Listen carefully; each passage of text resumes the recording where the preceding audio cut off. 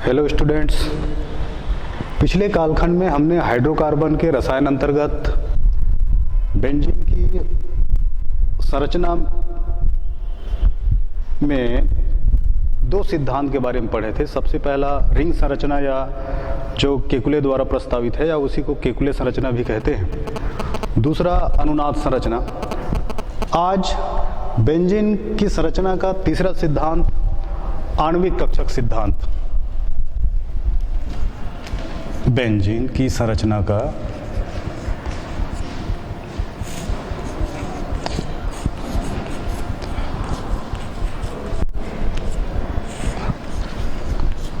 आणविक कक्षक सिद्धांत।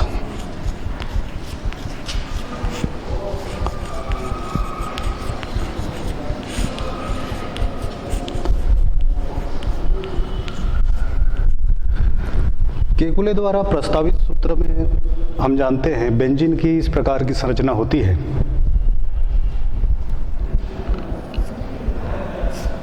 छह कार्बन परमाणु एक समषट्भुज में स्थित रहते हैं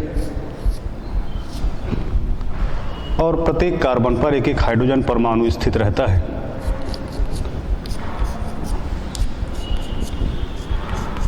और एकांतर एकल व द्विबंध स्थित रहता है, अर्थात double bond, single, double, single, double. ये केकुले द्वारा प्रस्तावित सूत्र या संरचना।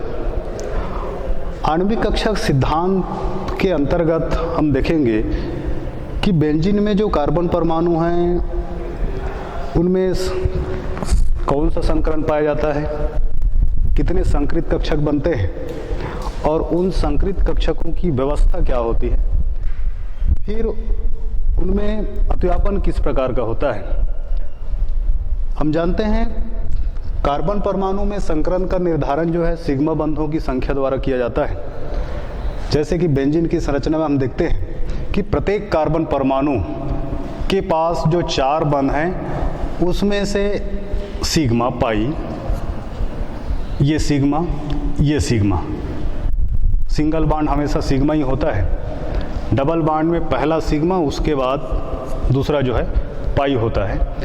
तो इस तरीके से हम सभी कार्बन परमाणु पर देखेंगे तो प्रत्येक कार्बन परमाणु पर सिग्मा बंधों की संख्या 3 है, अर्थात इसमें प्रत्येक कार्बन परमाणु के 3 कक्षक ही संकरण में भाग लेंगे। उत्तेजित अवस्था में हम जानते हैं कार्बन परमाणु के 2s और ये 2p कक्षक में हम देखते हैं ये प्रत्येक कक्षक में एक एक इलेक्ट्रॉन होता है। और सिग्मा बंधों की संख्या द्वारा स्पष्ट हो रहा है कि प्रत्येक कार्बन पर 3 सिग्मा बंध है, अर्थात संकरण में ये 3 कक्षक ही संकरण में भाग लेंगे, अर्थात इनमें संकरण होगा sp2 संकरण। और ये जो 2pz कक्षक जो है, जो संकरण में भाग नहीं लेता है, ये असंकरित कक्षक है, असंकरित कक्षक।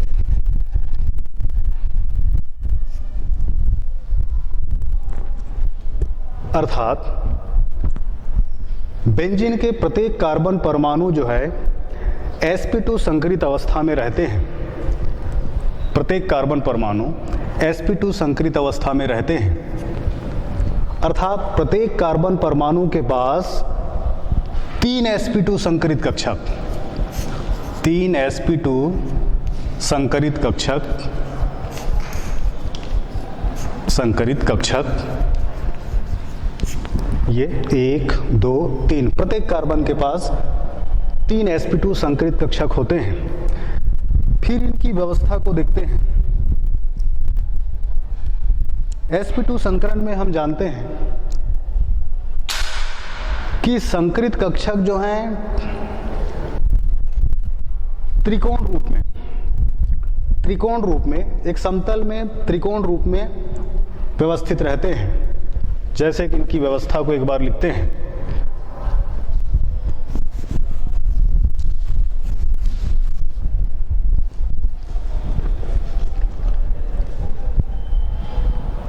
ये छह पॉइंट बना देते हैं, ये बिंदु बना देते हैं। 2 3 4 5 6। ये 6 बिंदु जो हैं कार्बन परमाणु की स्थिति को व्यक्त करते हैं। प्रत्येक कार्बन पर 3 sp2 संकरित कक्षक, एक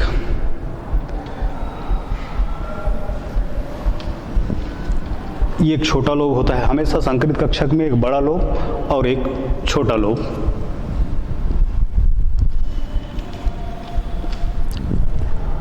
ये इस कार्बन के 3 sp2 संकरित कक्षकों की व्यवस्था इस कार्बन का बना लेते हैं। एक, ये इधर अतिव्यापन करने के लिए इसको 2 3, तीनों के छोटे लोब 2, ये 3। इस कार्बन परमाणु के 3 sp2 संकरित कक्षक 1 2 3।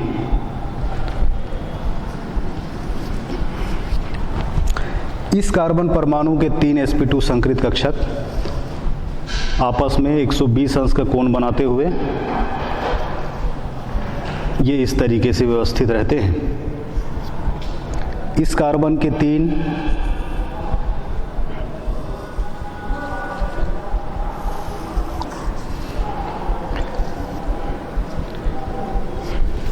इस कार्बन के 3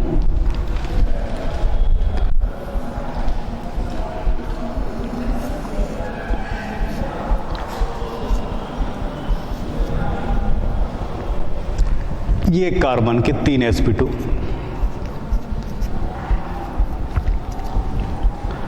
ये इस कार्बन के 3 sp2,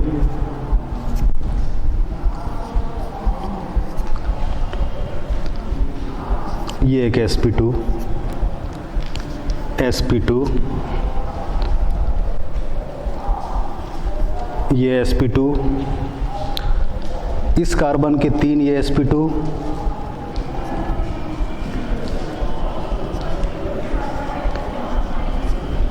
इस कार्बन की ये 3 sp2,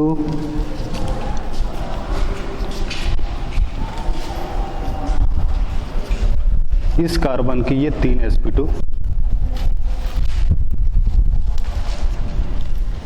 ये प्रत्येक कार्बन परमाणु के 3 sp2 की व्यवस्था 120 अंश का कोण बनाती हुई, ये सभी कोण जो हैं 120 अंश के हैं।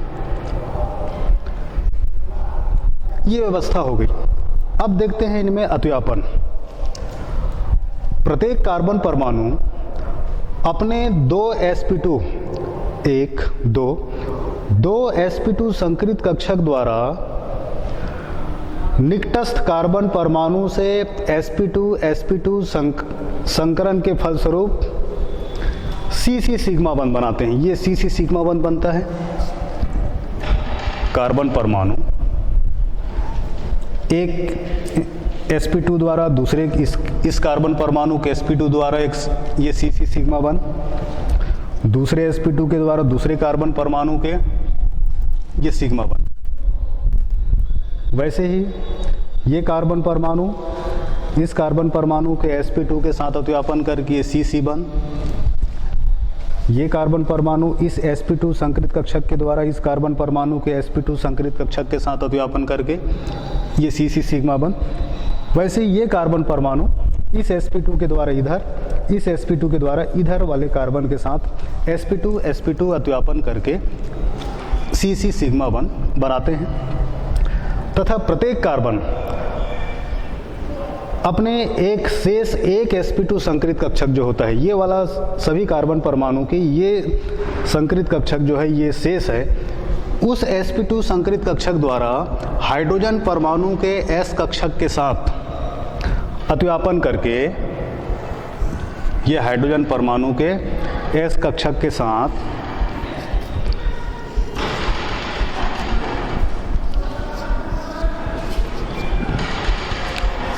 अतिव्यापन करके CH सिग्मा बंध बनाते हैं।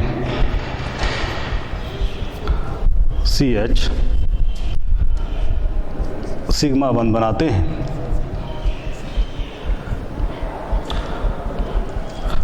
ये CS सिग्मा 1 बनाते हैं। इस प्रकार से एक समषटभुज की रचना होती है जिसका आंतरिक कोण 120 अंश का होता है। ये सभी कोण जो हैं ये 120 अंश का होता है। ये 120 अंश। तो ये हो गया संकृत कक्षकों में अत्यापन। संकृत कक्षकों में अत्यापन के फलस्वरूप ये समषटभुज की रचना हुई। अब सभी कार्बन परमाणु पर, सभी 6 कार्बन परमाणु पर एक असंकृत 2pz कक्षक शेष बचा रहता है जो एक दूसरे के समानांतर अर्थात ये एक समषटभुज को ऐसे इस तरीके से ऐसे व्यवस्थित कर देते हैं। ये समषटभुज जो असंकृत कक्षक के दोनों लोग उपस्थित रहते हैं जो एक दूसरे के समानांतर, ये इसके समानांतर, ये इस तरीके से व्यवस्था होती है, एक ऊपर और एक लोब जो है नीचे। ये इस कार्बन परमाणु के sp2 संकृत कक्षक, इस कार्बन परमाणु के sp2 संकृत कक्षक, इस कार्बन परमाणु के sp2 संकृत कक्षक, इस कार्बन परमाणु के sp2 संकृत कक्षक। ये इनकी व्यवस्था होती है अर्थात एक दूसरे के समानांतर और जो वलय जो रहता है, जो रिंग रहता है उसके लंबवत इस तरीके से व्यवस्था होती है, उसके ये लंबवत स्थित रहते हैं। अब इसमें अत्यापन देखते हैं। प्रत्येक कार्बन परमाणु अपने असंकरित 2pz कक्षक द्वारा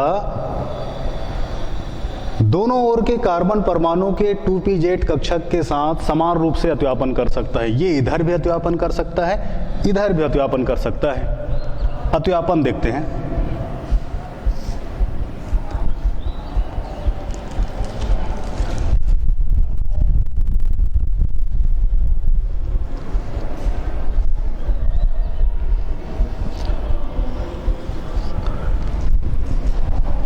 ये इधर भी ये पार्श्व अत्यापन, ये इनके साथ ये पार्श्व अत्यापन करता है, ये इनके साथ पार्श्व अत्यापन करता है, या ये इनके साथ भी अत्यापन कर सकता है, ये इनके साथ, ये इनके साथ, ये इनके साथ। अर्थात दूसरी व्यवस्था इनमें अत्यापन की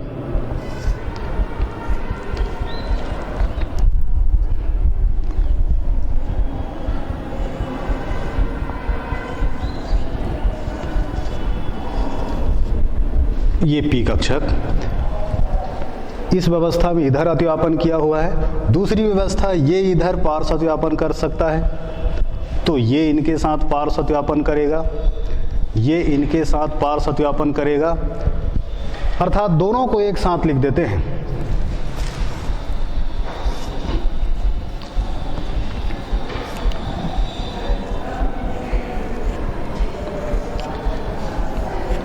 इन दोनों व्यवस्था को एक साथ बना देते हैं। अर्थात इस व्यवस्था में ये इधर अत्यापन किया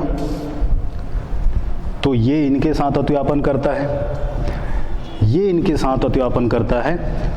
दूसरी व्यवस्था में ये इनके साथ अत्यापन करता है तो ये इनके साथ अत्यापन करता है, और ये पी कक्षक जो है इनके साथ अत्यापन करता है, जिसके फलस्वरूप यहाँ पर एक सतत पाई आणविक कक्षक का निर्माण होता है। ये पाई बंध बनता है। हम जानते हैं जब भी पार्श्व अत्यापन होता है पाई बनता है, पाई बंध बनता है। तो एक सतत कंटिन्यू एक पाई आणविक कक्षक का निर्माण होता है जिसमें 6 इलेक्ट्रॉन होते हैं। प्रत्येक कार्बन परमाणु के एक एक इलेक्ट्रॉन, पूरे 6 कार्बन परमाणु के जो सतत पाई आणविक कक्षक जो बनता है उसमें 6 इलेक्ट्रॉन होते हैं, और वे 6 इलेक्ट्रॉन जो हैं किसी विशेष कार्बन पर, जैसे कि यहाँ पर हम ये पाई केवल इन दोनों कार्बन परमाणु पर ही स्थित है, ये पाई इन दोनों पर स्थित है, ये पाई इन दोनों पर स्थित है। ये केकुले संरचना में पढ़े हुए हैं।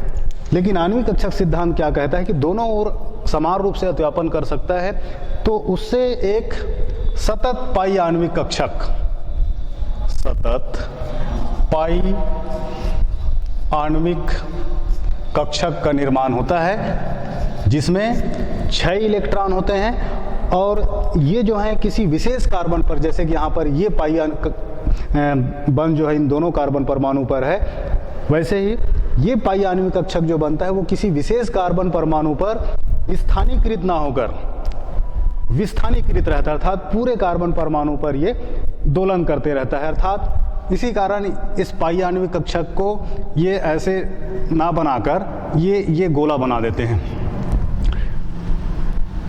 जिसमें से एक जो है पाई आणविक कक्षक ऊपर ये इस तरीके से इनकी व्यवस्था होती है। एक ये ऊपर जो अतिव्यापन किया हुआ है वो ऊपर एक गोला बनता है, अर्थात इसको हम इस तरीके से बना सकते हैं।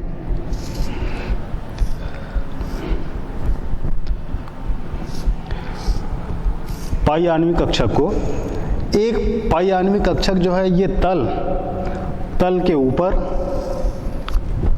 और दूसरा जो है ये तल के नीचे इस तरीके से ये पाई आणविक कक्षक की व्यवस्था होती है। तो ये है बेंजीन की संरचना का आणविक कक्षक सिद्धांत। सबसे पहले संकरित कक्षक कार्बन परमाणु में किस प्रकार का संकरण होता है ये देख लेते हैं, फिर उनकी व्यवस्था क्या होती है, मतलब कितने संकरित कक्षक होते हैं, 3 sp2 संकरित कक्षक, उनकी व्यवस्था ये 120 अंश का कोण बनाते हुए व्यवस्थित होते हैं। फिर इनमें अतिव्यापन क्या होता है उसको लिखना है। तो अतिव्यापन प्रत्येक कार्बन परमाणु 2 sp2 संकरित कक्षक द्वारा दूसरे कार्बन परमाणु के साथ अतिव्यापन करके CC सिग्मा बंध बनाते हैं और शेष एक जो sp2 संकरित कक्षक जो रहता है उसके द्वारा हाइड्रोजन परमाणु के साथ अतिव्यापन करके CS सिग्मा बंध बनाते हैं। इस प्रकार से बेंजीन में 1 2 3 4 5 6 CC सिग्मा बंध और 1 2 3 4 5 6 CS सिग्मा बंध होते हैं, जिससे एक समषटभुज की रचना होती है और जिसका आंतरिक कोण 120 अंश का होता है। ये संकरित कक्षकों की व्यवस्था बताए। उसके बाद जो 2pz असंकरित कक्षक बनता है उनकी व्यवस्था को बताते हैं, उनकी व्यवस्था क्या होती है, फिर किस प्रकार का अतिव्यापन होता है और उसके फलस्वरूप क्या बनता है ये बताते हैं। तो प्रत्येक कार्बन परमाणु पर एक 2pz असंकरित कक्षक उपस्थित रहता है, जो दोनों ओर के कार्बन परमाणु इधर भी और इधर भी दोनों ओर के कार्बन परमाणु के 2pz कक्षक के साथ समान रूप से अतिव्यापन कर सकता है, जिसके फलस्वरूप एक सतत पाई आणविक कक्षक का निर्माण होता है, जिसका एक वलय तल के ऊपर और दूसरा वलय जो है तल के नीचे स्थित रहता है। अब इसके बाद बेंजीन बनाने की सामान्य विधियां देखते हैं।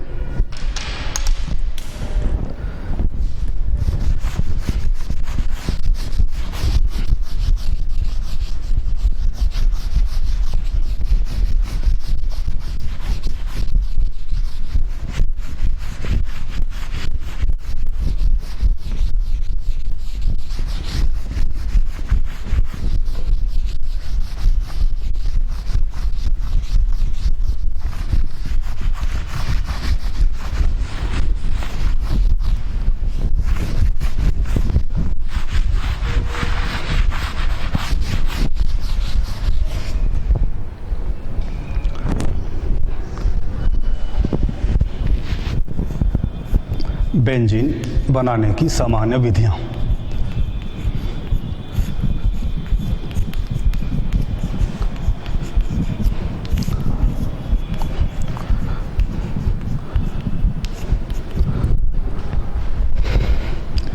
ये संरचना होती है बेंजीन की, ये एक समषटभुज और ये पाई आणविक कक्षक को गोले के रूप में या अणुसूत्र के रूप में लिख देते हैं, तो इनका अणुसूत्र होता है C6H6।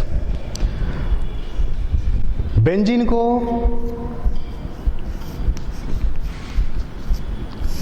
फिनाल से बना सकते हैं। कैसे बनाते हैं फिनाल से? फिनाल क्या होता है? ये बेंजीन रिंग और यहाँ पर इस पोजीशन पर ये OH, फिनाल को जिंक पाउडर के साथ गर्म करते हैं। जिंक पाउडर के साथ गर्म करते हैं। बेंजीन में हम जानते हैं ये प्रत्येक कोना जो होता है वो CH होता है, CH CH CH CH CH, लेकिन यहाँ पर केवल C है और उसके साथ ये OH जुड़ा हुआ है। तो जब फिनाल को जिंक पाउडर के साथ गर्म करते हैं तो जिंक जो है ये ऑक्सीजन को ले लेता है और ये H यहाँ पर जुड़ जाता है, ये H यहाँ पर जुड़ गया और ये बन गया। ये क्या है, H जुड़ गया, यहाँ पर केवल C था, H जुड़ा तो ये बन जाता है बेंजीन। प्लस जिंक जो है ये ऑक्सीजन के साथ जिंक ऑक्साइड बना लेता है। दूसरी विधि है एसिटिलीन के बहुलीकरण से। एसिटिलीन के बहुलीकरण से हम जानते हैं एसिटिलीन का अणु सूत्र लिख देते हैं सीधे, C2H2।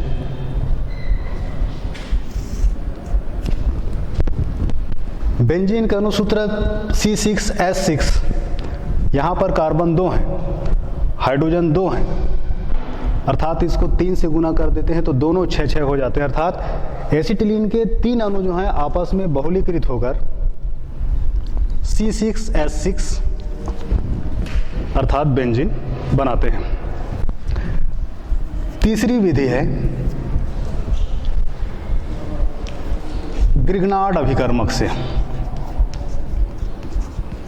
ग्रिग्नार्ड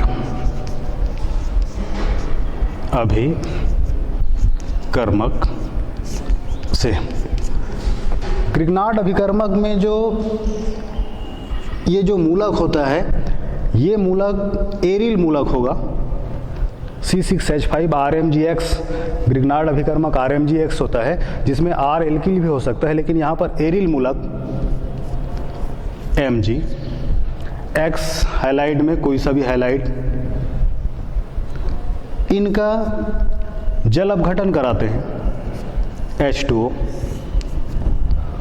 तो C6H5 में ये जल टूट जाता है, अर्थात इनका अपघटन हो जाता है H और H+OH-। H+ इनके साथ जब संयुक्त हो जाता है, इनकी वैलेंसी एक कम हो जाती है, ये टूट जाने से तो H यहाँ पर जुड़कर C6H6 और ये टूट जाने पर मैग्नीशियम की संयोजकता एक कम हो जाती है। तो मैग्नीशियम की संयोजकता 2 होती है, एक Cl जुड़ा हुआ है और दूसरी संयोजकता को कंप्लीट करता है यहाँ पर जो OH बचता है। तो ये इस तरीके से ये बेंजीन का निर्माण होता है। तो ये 3 सामान्य विधियाँ बेंजीन बनाने की फिनाल से बना सकते हैं, एसिटिलीन के बहुलीकरण से बना सकते हैं, ग्रिग्नार्ड अभिकर्मक से बना सकते हैं। तो इस तरीके से ये 3 विधियाँ। यहाँ पर एक चीज़ और देख लीजिए, एसिटिलीन के बहुलीकरण से अर्थात यहाँ पर ये कंडीशन, ये जो है उच्च ताप पर एसिटिलीन के बहुलीकरण से ये बनता है। इसके बाद तीसरा है बेंजीन की रासायनिक अभिक्रिया।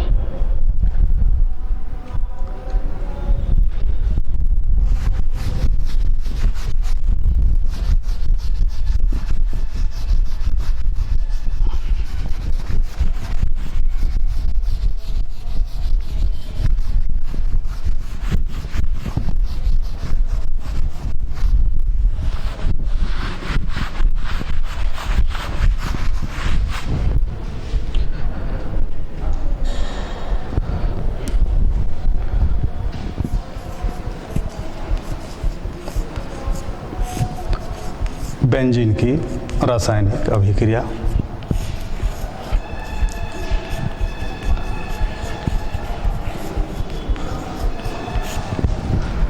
बेंजीन की रासायनिक अभिक्रिया के अंतर्गत हम 4 प्रकार के रासायनिक अभिक्रिया बेंजीन जो है मुख्य रूप से प्रदर्शित करते हैं। हैलोजनीकरण,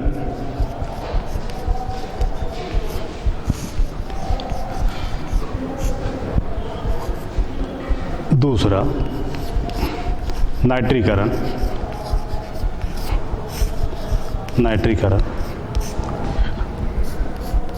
तीसरा सल्फोनीकरण,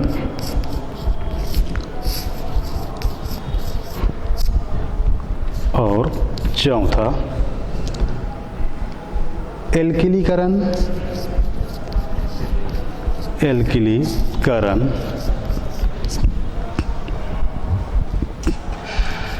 एवं एसिलीकरण, और इसी को एल्किलीकरण और एसिलीकरण को फ्रीडल-क्राफ्ट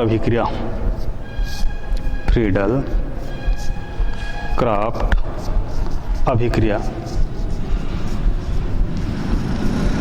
के नाम से जानी जाती है, एल्किलीकरण एवं एसिलीकरण को। सबसे पहले देखते हैं हैलोजनीकरण।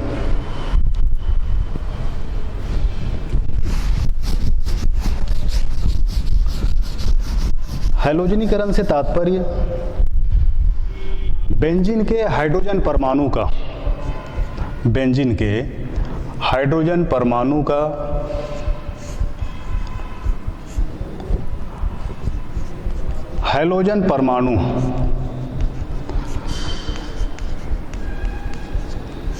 परमाणु, ये हैलोजन परमाणु है FCl-Br-I। इनके द्वारा हैलोजन परमाणु द्वारा विस्थापन, ये कहलाता है हैलोजनीकरण। और हैलोजनीकरण अभिक्रिया जो है सूर्य प्रकाश की अनुपस्थिति में अर्थात अंधेरे में होती है। सूर्य प्रकाश की अनुपस्थिति अर्थात अंधेरे में एवं हैलोजन वाहक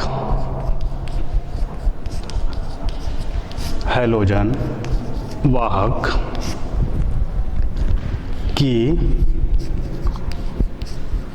उपस्थिति। एल्युमिनियम और आयरन ये दोनों हैलोजन वाहक होते हैं, अर्थात AlCl3 या Br3 क्लोरीनीकरण कराने पर Cl3, ब्रोमीनीकरण कराने पर Br3FeCl3, इनकी उपस्थिति में संपन्न होती है। अभिक्रिया देखते हैं। बेंजीन क्लोरीनीकरण कराते हैं। बेंजीन के हाइड्रोजन परमाणु का क्लोरीन द्वारा प्रतिस्थापन कराते हैं, तो Cl2 से अभिक्रिया कराते हैं। हैलोजन वाहक ये हो जाएंगे FeCl3 या AlCl3। सूर्य प्रकाश की अनुपस्थिति में अर्थात अंधेरे में, डार्क अंधेरे में, तो यहाँ पर जो CH होता है वहाँ का हाइड्रोजन परमाणु निकल जाता है और उसके स्थान पर ये Cl जुड़ जाता है, प्लस जो H निकलता है वो दूसरे Cl के साथ ये बनाता है HCl। ये जो यौगिक बनता है इसका नाम है क्लोरोबेंजीन। उसी प्रकार से ब्रोमीन द्वारा बेंजीन के हाइड्रोजन परमाणु का ब्रोमीन द्वारा प्रतिस्थापन कर सकते हैं।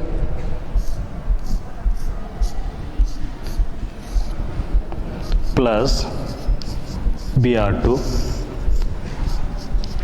Fe, ये Br3 हो जाएगा। ब्रोमीनीकरण कराते हैं तो Br3 Al Br3, डार्क में अंधेरे में, तो यहाँ का हाइड्रोजन निकल जाता है और उसके स्थान पर Br जुड़ जाता है, ये Br, और जो दूसरा Br है वो जो H निकलता है उसके साथ HBr बनाता है और इस तरीके से ये जो यौगिक बनता है इसका नाम ब्रोमोबेंजीन। तो इस तरीके से क्लोरीन परमाणु द्वारा बेंजीन के हाइड्रोजन परमाणु का विस्थापन कर दिए, ब्रोमीन परमाणु द्वारा विस्थापन कर दिए, फ्लोरीन परमाणु द्वारा विस्थापन जो है ये डायरेक्ट नहीं होता है, अर्थात बेंजीन की F2 से डायरेक्ट क्रिया नहीं करा सकते हैं, अप्रत्यक्ष रूप से क्रिया कराकर फ्लोरीनीकरण, अप्रत्यक्ष रूप से अर्थात किसी यौगिक से, जैसे बेंजीन की AgF2 से क्रिया करा दिए तो यहाँ से F जो है ये यहाँ पर विस्थापन अभिक्रिया होती है फ्लोरीनीकरण में। आयोडीनीकरण देखते हैं। बेंजीन का आयोडीनीकरण आयोडिक अम्ल की उपस्थिति में होती है। जैसे कि यहाँ पर इनमें, इन दोनों में क्लोरीनीकरण और ब्रोमीनीकरण में ये कंडीशन होती है। बेंजीन का आयोडीनीकरण इस रूप में भी लिख सकते हैं, अणुसूत्र के रूप में C6H6 प्लस I2, ये गर्म किए तो एक H निकल जाता है, C6H5, I जुड़ जाता है और ये H जो निकलता है वो दूसरे I के साथ ये HI बना लेता है। लेकिन यहाँ पर आयोडिक अम्ल HiO3 इनकी उपस्थिति में संपन्न होती है। ये क्यों इनकी उपस्थिति में संपन्न होती है? क्योंकि आयोडिक अम्ल जो है अभिक्रिया में बने HI को I2 में ऑक्सीकृत कर देती है। तो इसको HI को I2 में क्यों ऑक्सीकृत कराते हैं? क्योंकि HI जो है, यदि ऐसा नहीं होता, HiO3 की उपस्थिति में अभिक्रिया नहीं होती तो बना हुआ HI जो है अभिक्रिया को उत्क्रमणी बना देगा। ये दोनों आपस में संयुक्त होकर फिर से ये बना लेंगे, अर्थात इनका आयोडीनीकरण, इनसे आयोडीन जो है जुड़ ही नहीं पाएगा। इस कारण इनकी उपस्थिति में संपन्न कराते हैं, आयोडिक अम्ल की उपस्थिति में संपन्न कराते हैं। तो आयोडिक अम्ल जो है HI को I2 में ऑक्सीकृत कर देती है, जिससे ये अभिक्रिया उत्क्रमणी नहीं हो पाती, अर्थात ये बन जाता है। अभिक्रिया को बैलेंस करते हैं। ये I निकल गया, अब हाइड्रोजन और ऑक्सीजन बच गया और हाइड्रोजन और ऑक्सीजन जो है पानी बनाते हैं। बैलेंस करते हैं अभिक्रिया को। यहाँ पर ऑक्सीजन 3 है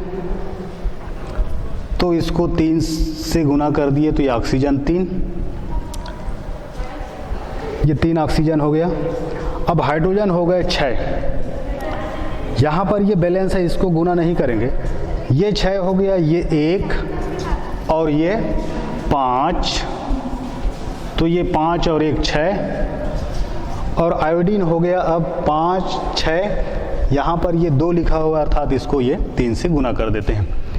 तो ये कंडीशन होती है आयोडीनीकरण के लिए।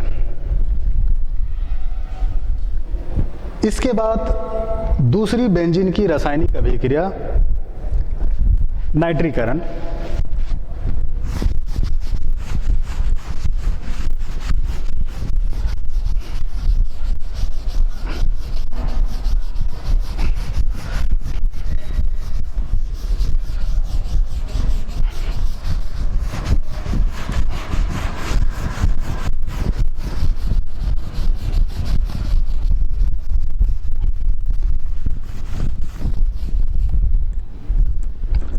नाइट्रीकरण दूसरी अभिक्रिया नाइट्रीकरण। बेंजीन के नाइट्रीकरण से तात्पर्य बेंजीन के हाइड्रोजन परमाणु का NO2 समूह द्वारा विस्थापन। हैलोजनीकरण में हैलोजन परमाणुओं द्वारा विस्थापन होता है और यहाँ पर NO2 समूह द्वारा विस्थापन, ये कहलाता है नाइट्रीकरण। बेंजीन के नाइट्रीकरण करने के लिए बेंजीन को सांद्र H2SO4 की उपस्थिति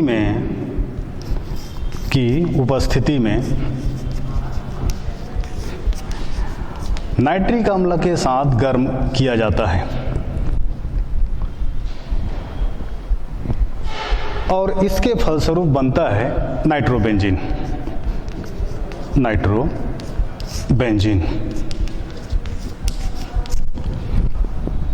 समीकरण देखते हैं। समीकरण के रूप में इसी को व्यक्त करते हैं। ये बेंजीन प्लस सांद्र HNO3 सांद्र H2S कॉन्सेंट्रेट भी बोलते हैं, H2SO4 की उपस्थिति में गर्म करते हैं तो यहाँ से हाइड्रोजन निकल जाता है और NO2, यहाँ का जो NO2 है O2 जुड़ता है तो एक ऑक्सीजन यहाँ पर बचा और ये H बचा हुआ है, ये NO2। इस यौगिक का नाम है नाइट्रोबेंजीन।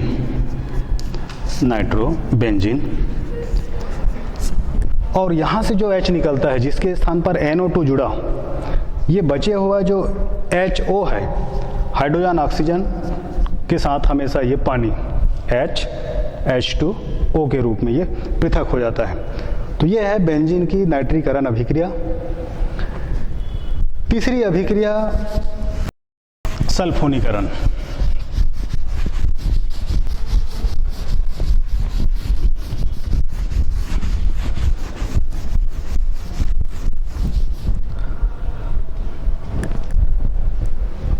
तीसरी अभिक्रिया सल्फोनीकरण। सल्फोनीकरण से तात्पर्य होता है बेंजीन के हाइड्रोजन परमाणु का सल्फोनिक अम्ल समूह, सल्फोनिक अम्ल समूह SO3H, इनके द्वारा विस्थापन सल्फोनीकरण कहलाता है। और बेंजीन का सल्फोनीकरण करने के लिए बेंजीन को सांद्र H2SO4 के साथ गर्म करते हैं, सांद्र H2SO4 के साथ गर्म किया जाता है और इसके फलस्वरूप जो यौगिक बनता है उसका नाम है बेंजीन सल्फोनिक अम्ल। बेंजीन सल्फोनिक अम्ल। समीकरण के रूप में देखते हैं, समीकरण ये बेंजीन को सांद्र H2SO4 के साथ गर्म करते हैं,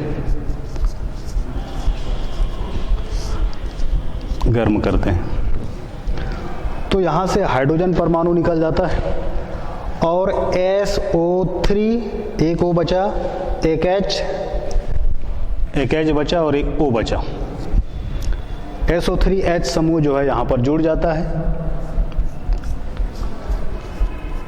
SO3H, और जो बचा हुआ HO जो है यहाँ से जो H निकलता है उसके साथ ये बनाता है H2O।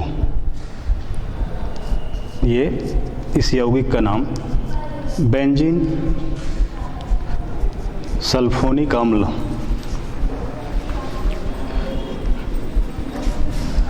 ये तीसरी रासायनिक अभिक्रिया बेंजीन की सल्फोनीकरण अभिक्रिया। इसके बाद चौथी अभिक्रिया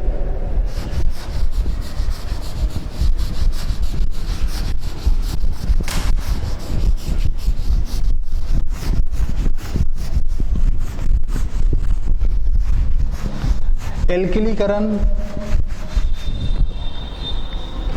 एल्किल समूह द्वारा प्रतिस्थापन, एसिलीकरण, एसिल समूह द्वारा प्रतिस्थापन। एल्किलीकरण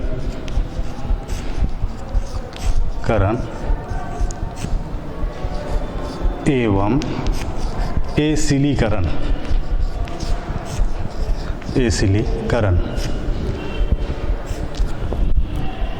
या इसी को फ्रीडल क्राफ्ट अभिक्रिया, एग्जाम में फ्रीडल क्राफ्ट अभिक्रिया के नाम से पूछा जाता है। फ्रीडल क्राफ्ट अभिक्रिया।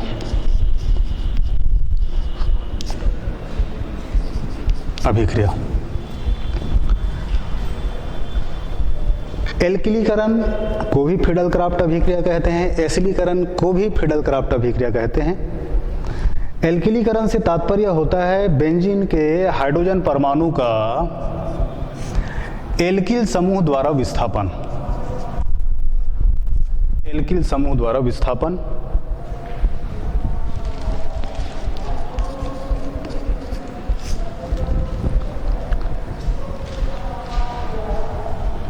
एसिलीकरण से तात्पर्य होता है बेंजीन के हाइड्रोजन परमाणु का एसिल समूह द्वारा विस्थापन, और उसी दोनों को एक साथ ये फ्रीडल क्राफ्ट अभिक्रिया कहते हैं। और ये संपन्न होती है, दोनों अभिक्रिया संपन्न होती है निर्जल एल्युमिनियम क्लोराइड की उपस्थिति में।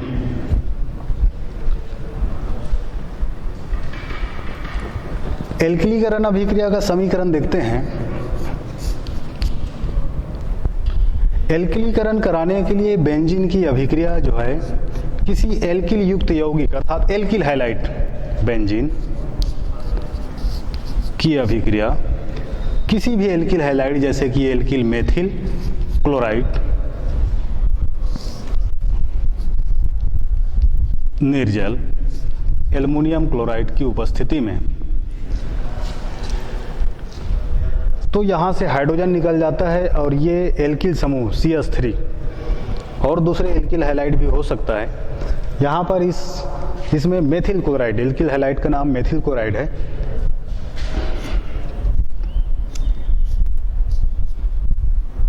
ये CH3 और जो H निकलता है वो Cl के साथ HCl बनाता है। एल्किलीकरण अभिक्रिया के फलस्वरूप जो यौगिक बनता है इसका नाम एल्किल बेंजीन। जो भी एल्किल की अभिक्रिया कराते हैं एल्किल बेंजीन। तो समीकरण के रूप में यदि ये लिए हुए हैं तो जो एल्किल बेंजीन बना उसका नाम हो जाएगा मेथिल बेंजीन, या मेथिल बेंजीन को ही क्या बोलते हैं, टॉलुइन के नाम से जाना जाता है। Methyl benzene, toluene.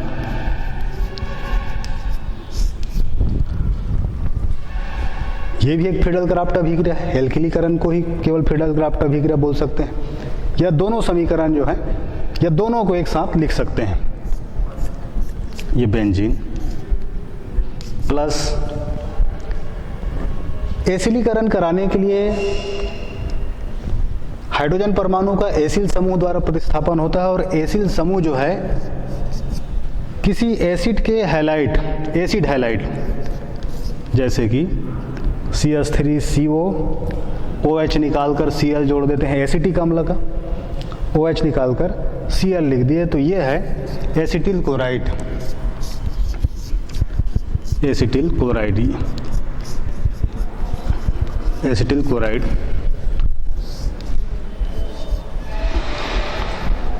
निर्जल एल्युमिनियम क्लोराइड की उपस्थिति में। तो ये एसिड समूह जो होता है, एसिड समूह या उसी को एसिल भी बोलते हैं,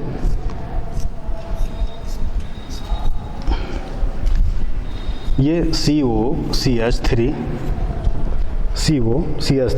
ये Cl निकला तो इनकी संयोजकता कम हुई तो ये कार्बन के साथ जुड़ता है, और जो H निकलता है ये HCl बनाता है। तो ये बन जाता है, ये एक एसिल बेंजीन। इस एसिल बेंजीन का नाम चूंकि CO है, ये कीटोनिक समूह है। कीटोनिक समूह है अर्थात ये कीटोन है, तो इसका नाम एसिटोफिनोन, इस यौगिक का नाम एसिटोफिनोन।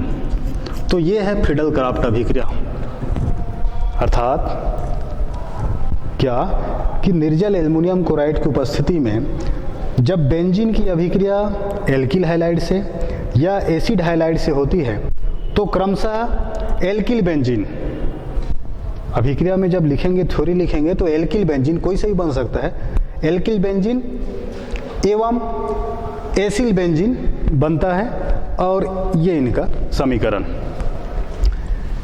इसके बाद देखते हैं बेंजीन के उपयोग।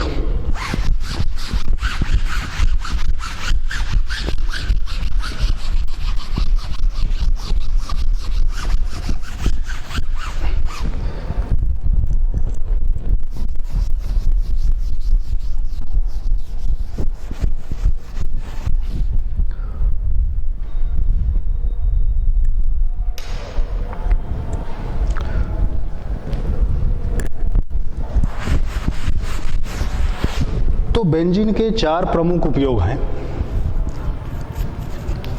उपयोग पहला, प्रयोगशाला में अभिकर्मक के रूप में। प्रयोगशाला में अभिकर्मक के रूप में इनका उपयोग किया जाता है। अभिकर्मक अर्थात किसी से क्रिया कराने के लिए। दूसरा, निर्जल धुलाई में, बिना जल की धुलाई करना है तो बेंजीन से भी धुलाई की जा सकती है निर्जल धुलाई में। तीसरा उपयोग होता है पावर एल्कोहल, पावर एल्कोहल बनाने में। उद्योगों में जहाँ पर ये पावर एल्कोहल बनता है वहाँ पर बेंजीन का उपयोग किया जाता है। और चौथा, विलायक के रूप में, अर्थात कई पदार्थों को घोलने के लिए भी इनका उपयोग किया जाता है विलायक के रूप में। तो ये 4 उपयोग हैं बेंजीन के। तो इस तरीके से हम हाइड्रोकार्बन के रसायन अंतर्गत 4 हाइड्रोकार्बन्स के बारे में अध्ययन किए। तो इस तरीके से ये हाइड्रोकार्बन का रसायन है कि रसायन चैप्टर का एंड होता है। धन्यवाद।